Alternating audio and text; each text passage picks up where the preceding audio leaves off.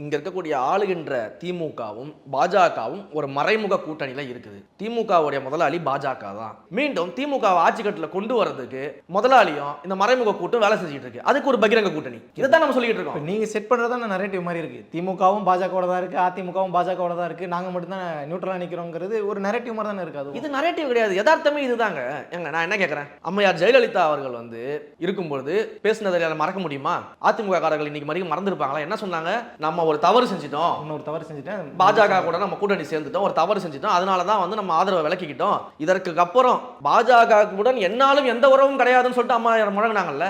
அப்ப அதன் வழி வந்த கட்சினா ஏன் நீங்க அதை ஃபாலோ பண்ணல? அப்ப எதற்காக நீங்க போய் திரும்ப கூட்டணி சேர்றீங்க? என்ன நிர்பந்தம் இருக்குது? என்ன அரசியல் அழுத்தம் இருக்கு? என்ன காரணம் இருக்கு? அப்போ அதிகாரத்தை வைத்துக்கொண்டு இங்க எதையும் செய்யக்கூடிய அளவில் அந்த பாஜக இருக்கும்போது நீங்க போய் கூட்டணி வைக்கிறீங்க அப்படின்னா, அவர் அந்த அதிகாரத்தை பயன்படுத்த இன்றைக்கு திமுகவை தன்னுடைய கட்டுப்பாட்டில் வைத்துக்கொண்டு தமிழ்நாட்டில் வளர்வதற்கான முயற்சிகளையும் தமிழ்நாட்டை சுரண்டுவதற்கான முயற்சிகளையும் இந்த தமிழ்நாட்டையே சூறையாடுவதற்கான முயற்சிகளையும் பண்ணிட்டு இருக்காங்கன்னு நம்ம சொல்றோம்.